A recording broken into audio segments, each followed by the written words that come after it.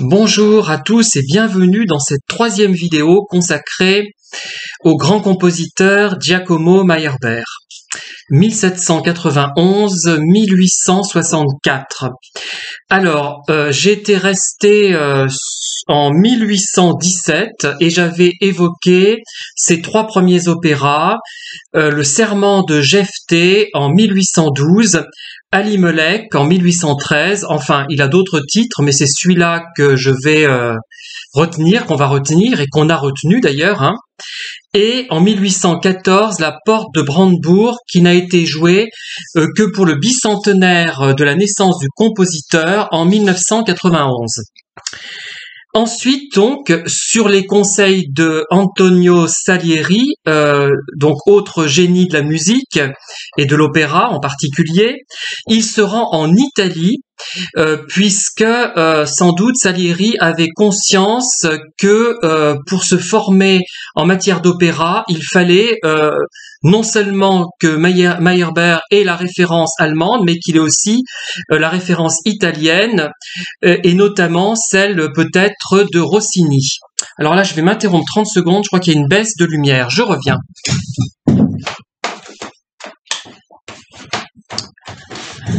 Voilà, c'est bon. Alors, donc, en Italie, il va y rester de 1817 à 1824 et va y composer 6 opéras qui vont rapidement le rendre célèbre. Alors, ça va, donc le premier est en 1817, il a pour titre Romilda et Constanza. Donc je l'ai écouté dans une seule version, il est bâti sur un livret de Gaetano Rossi. C'est une fantaisie médiévale qui n'entretient aucun rapport avec la réalité historique. Le livret mêle tragédie et comédie. Alors, c'est un opéra qui est caractéristique des pièces à sauvetage. On appelle ça les pièces à sauvetage. J'ai découvert ça récemment, je ne savais pas que ça existait, dans lesquelles l'un des protagonistes va, par une action de gloire, glorieuse, sauver quelqu'un d'autre, l'élu de son cœur en général.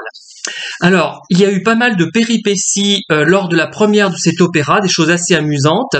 C'est que la prima donna, qui s'appelle, je me réfère à mes notes parce que ce n'est pas un domaine familier, Benedetta Rosmunda Pisaroni, 1793-1872, elle va s'enticher de Giacomo Meyerbeer, elle va vouloir l'épouser, celui-ci va refuser et elle va se venger en faisant en sorte que lors de la première, l'opéra soit mal chanté et mal joué. Elle va monter également les musiciens contre le compositeur pour obtenir gain de cause, mais ça ne marchera pas. Ils vont s'aborder la première partie de l'opéra. Il y a un autre problème avec cet opéra, ou plutôt avec les chanteurs, la chanteuse en particulier, la seconda donna, qui est Caterina Liparini, 1792-1855. Elle s'affiche avec un jeune comte qui fait partie de la garde de la maison régnante. Donc l'opéra remporte malgré ses problèmes un franc succès, un grand succès même, assez grand succès. Voilà ce que dit le critique P. Kaminski. Pour lui, il estime que c'est un ouvrage d'apprenti. Pour elle, Letellier, il fait montre le compositeur donc d'un lyrisme romanesque. Il pense aussi que le positionnement dramaturgique des duos entre les deux rôles féminins est particulièrement judicieux. R. Dippel souligne la grande variété des récitatifs qui vont des morceaux parlés jusqu'aux déclamations soutenues par l'orchestre ainsi que les solos de violon. L'ouverture montre que Giacomo Meyerbeer a parfaitement assimilé le modèle rossinien, selon lui. Alors là, on en revient encore sur les récitatifs qui sont remarquables chez ce compositeur, et je n'en ai quasiment pas vu de comparable chez d'autres à la même période. Mais je n'ai pas tout écouté, évidemment. Je suis même assez encore ignare, même si j'ai écouté pas mal d'opéras, mais souvent je les ai écoutés dans une optique non analytique, pour la satisfaction d'entendre la musique, et c'est tout, et pour l'inspiration qu'elle pouvait me procurer pour mes livres. Notamment, Giacomo Meyerbeer m'a beaucoup inspiré. Et donc ces instruments en solo aussi, ça on en revient toujours là-dessus, c'est vraiment un des éléments très importants des opéras de ce compositeur, hein. Et en fait, vous savez que Giacomo Meyerbeer a écouté Rossini, la Tancrède de Rossini, et a été fasciné par cet opéra. Donc, il a voulu imiter, en quelque sorte, s'inspirer du moins largement du modèle rossinien, et ça se voit dans ces 6 opéras qui datent de 1817 à 1824, sa période italienne, sa grande période italienne. Pour le néophyte que je suis, voilà ce que j'ai retenu, hein. Voilà le néophyte que je suis a retenu. Pour moi, il ne donne pas l'impression d'avoir été composé par un novice, hein, alors que parfois j'ai pu avoir cette impression, cet avis, cette évaluation.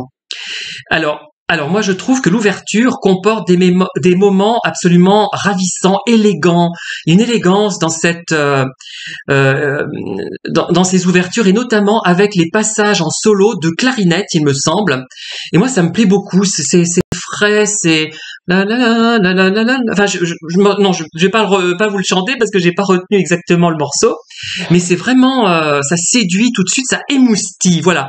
Et je suis pas le seul à avoir dit ça, hein. Pour d'autres opéras, il y en a qui l'ont dit de façon d'ailleurs négative, mais moi les opéras de ce compositeur, je trouve qu'ils ont un petit côté émoustillant dans certains airs, dans certaines répliques, et ils témoignent un peu ce que j'ai dit pour Martin Carroll. Moi je fais des rapprochements qui paraissent incongrus, mais qui ne le sont pas quand on comprend ce que je veux exprimer. Il y a des gens un peu trop normaux-pensants pour pas comprendre où je veux en venir. Je compare Martin Carroll et Giacomo Meyerbeer. Il y a quelque chose de commun dans les deux. Bon, l'une c'est une interprète, l'autre un créateur, même s'il a été aussi interprète. Rappelez-vous qu'il est pianiste virtuose, mais il y a une création chez Martin Carroll, c'est-à-dire qu'elle est à la fois... On a reproché à Meyerbeer d'avoir des connaissances pointues en matière musicale. Il a beaucoup appris, il a beaucoup écouté surtout, et pareil. Et donc il a une sorte de grosse technique, mais il y a aussi le côté spontané qu'on oublie. Et moi, ça me rappelle le jeu de Martin Carroll qui est très théâtral à la base, mais avec quelque chose de spontané et d'unique. Ben c'est pareil, ça émoustille. Les deux sont émoustillants, et c'est pour ça qu'ils ont eu tous les deux à un moment donné un énorme succès. C'est pas la beauté de Martin Carroll qui frappe, c'est pas ça. Enfin, et je regrette d'ailleurs que les gens l'envisagent sous cet angle gnangnan nunuche.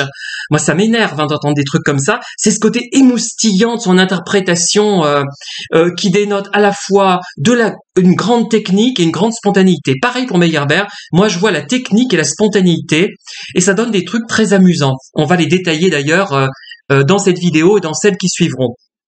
Donc, ce n'est pas hors sujet, c'est vraiment vous faire comprendre, moi, ce que j'ai ressenti de cet opéra. Et j'ai pas envie de reproduire les commentaires de tout un chacun qui sont généralement, enfin, pas généralement négatifs, mais qui sont toujours légèrement condescendants en ce qui concerne Giacomo Meyerbeer. Alors, il y a même quelques notes dans le premier acte qui m'ont fait songer aux Noces de Figaro de Mozart. On verra d'ailleurs, enfin, je vais le dire maintenant, je le redirai par la suite, que Giacomo Meyerbeer allait énormément au cinéma, et notamment, il a vu énormément de fois certains opéras de Mozart et de Verdi. L'opéra de Mozart qu'il a vu le plus de fois, le plus souvent, c'est Don Giovanni. Ça ne m'étonne pas parce qu'on retrouve les traces du Don Giovanni de Mozart dans les partitions de Meyerbeer. Et l'autre opéra qu'il a vu aussi souvent, c'est un opéra d'ailleurs assez grand guignolesque, mais que j'aime beaucoup personnellement, hein, tant sur le plan musical que sur celui de l'intrigue, bien qu'elle soit complètement folle, c'est le Trouvère. Voilà, les deux opéras qu'il a le plus écouté et regardé. Alors, donc, évidemment, dans cet opéra, son premier opéra italien et le 4e qu'il a composé, il y a évidemment beaucoup de solos d'instruments, hein, clarinette, violon, je sais pas, mais clarinette, oui. Et on reconnaît par moments plus blanche encore que la Blanche Hermine, hein. Décidément, cet air le poursuit, bien que ça soit vraiment celui que j'aime le moins, hein. Enfin, un de ceux que j'aime le moins. Il y a une belle partie de ténor qui évoque Mozart aussi, hein, dans un quintet, un septuor très enlevé et très rossinien, et un final aussi qui est assez réussi, mais insuffisamment brillant à mon sens, hein.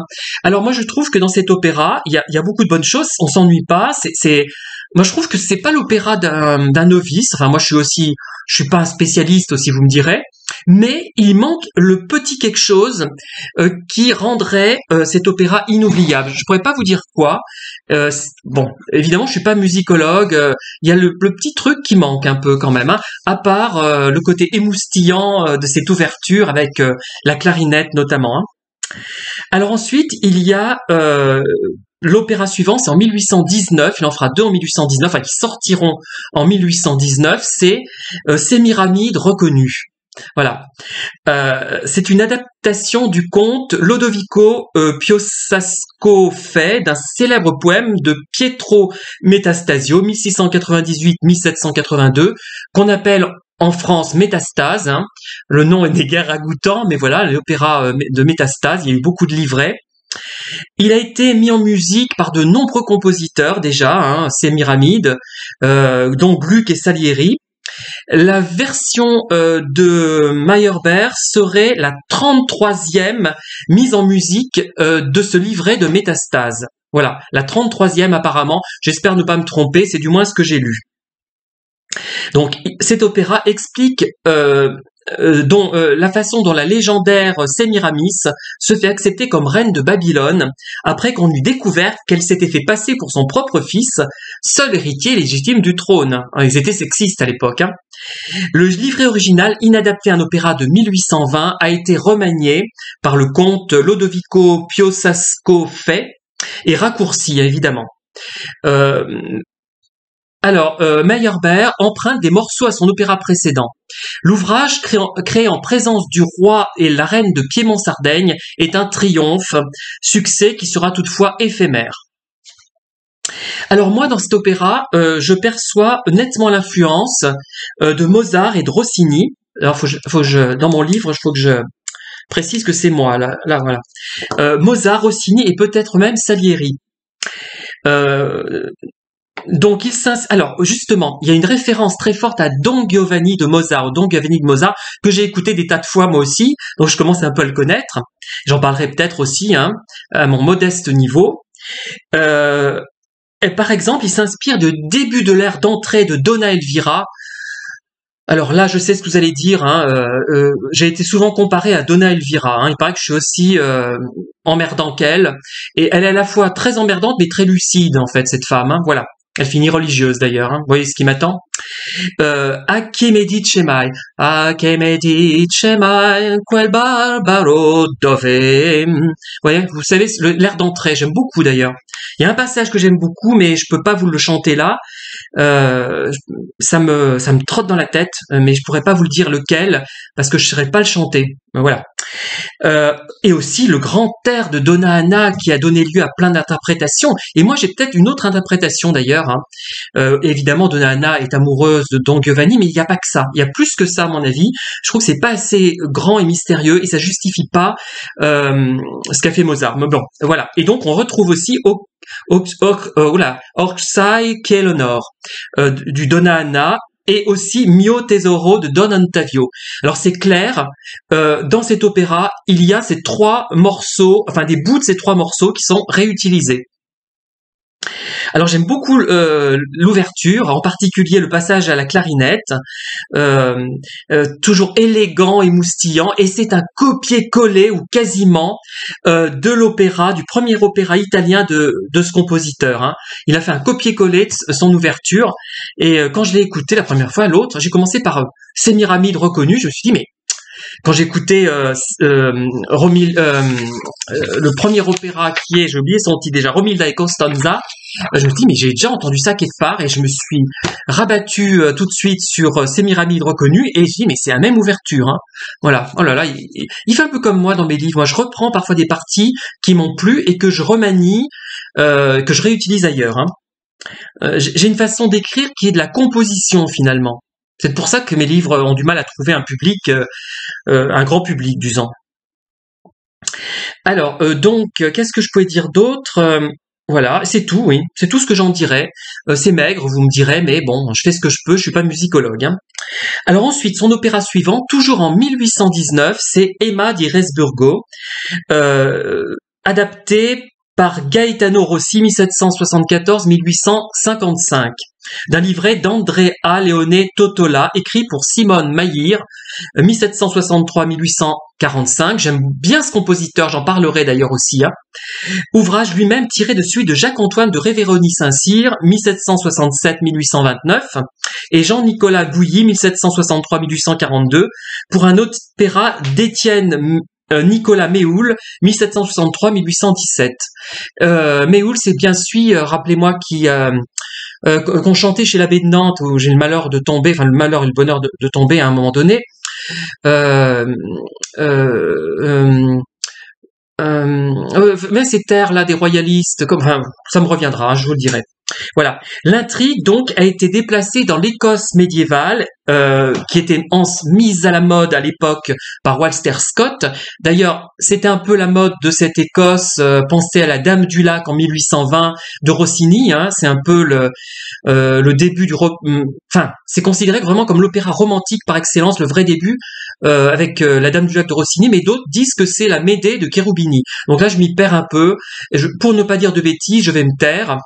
Parce que la Médée de Cherubini, c'est 1797, hein, c'est pas tout à fait pareil. Bon, après, tout dépend ce qu'on entend par romantisme, puisqu'on peut en trouver des traces dans les opéras qui ont précédé Cherubini ou même ceux de Rossini. Il a été donc... l'action a été resserrée quand même, hein. Et dans Emma di Resburgo, l'auteur utilise des scènes de Sémiramis reconnus. Alors, R. Letellier, un critique, note que le ton général de l'opéra est plus sombre et tragique que ceux qui l'ont précédé. Il estime que le cœur des juges est d'une inspiration dramatique supérieure à celle de Rossini, qui est le modèle à ce moment-là de Giacomo Meyerbeer. Donc, il y a eu un triomphe après Sémiramis reconnu. C'est vrai que, personnellement, je le trouve... Emma di Resburgo, pardon, je trouve supérieur, du moins, à celui de 1817 et peut-être à Sémiramis reconnu aussi, hein. Je trouve qu'il est probable, enfin, bon, quoique, je sais pas. Bon, je les réécouterai, je vous dirai ça. Alors, la même année, il y a une chose importante qui se passe, c'est que Giacomo Meyerbeer rencontre Rossini, celui qu'il admire tant, dont il a admiré tant l'œuvre intitulée Tancrède, et va se lier entre les deux hommes une amitié qui va durer jusqu'à la fin de leur vie. Ensuite, alors pour moi, cet opéra a une tonalité parfois militaire qui me fait songer à la future Étoile du Nord, hein, très bel opéra comique, hein, un de ces derniers. Il y a notamment un beau solo de soprano empreint de mystère, accompagné de la harpe et de la flûte. Vous savez à quel point ce compositeur aime les instruments mis en valeur, hein, en solo, qui se dégagent soit du chant, soit de l'orchestre. Des chœurs extrêmement enlevés et déjà typiques à mon sens du grand opéra. On s'ennuie pas, hein, et surtout dans les finales qui sont très enlevées. Alors, il y a aussi un truc qui m'a vraiment amusé et frappé. Alors là, c'est peut-être le point le plus saillant pour moi de tout cet opéra, c'est que par endroits, Giacomo Meyerbeer lance des phrases musicales qui sont répétées de façon très plaisante, peut-être par le corps ou le basson. Je suis pas doué au niveau de l'identification des instruments, mais presque en catimini, c'est-à-dire qu'il va lancer une phrase musicale et dans un coin, on va entendre après, mais en fond, enfin en demi-teinte, tout, enfin un petit bruit qui va reprendre la phrase. Comme si l'instrument disait « Et moi, j'ai encore quelque chose à dire, je peux en rajouter ». Voilà, c'est donc cette phrase musicale quel que soit le thème, et puis après, voilà, et puis après, c'est vraiment cette musique émoustillante, hein. Rien à faire, on tombe toujours là-dessus. Bon, ensuite, il y a un opéra que j'aime moins. Bon, je vais pas trop en dire de mal non plus, parce que j'ai Bon, je l'aime moins, c'est celui que j'aime moins de tous ceux qu'il a fait, de tous ceux que j'ai écoutés du moins, puisqu'il y en a 3, je crois à peu près 3 que j'ai pas encore écoutés.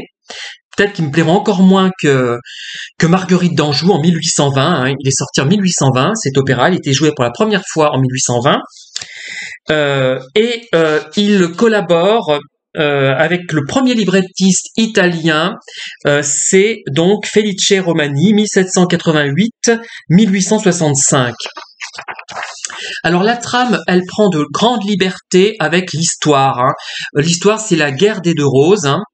Et ça provient d'un drame, ce livret est basé sur un drame de René-Charles Gilbert de Pixérécourt, 1773-1844, qui traite donc de la guerre des 2 roses. Alors, pour le critique P. Kaminski, c'est un opéra qui fait date dans la carrière du compositeur. Vous voyez, moi je suis pas musicologue, donc je me rends pas compte, hein, et je me base sur ce que j'entends et sur ce que j'ai plaisir à entendre.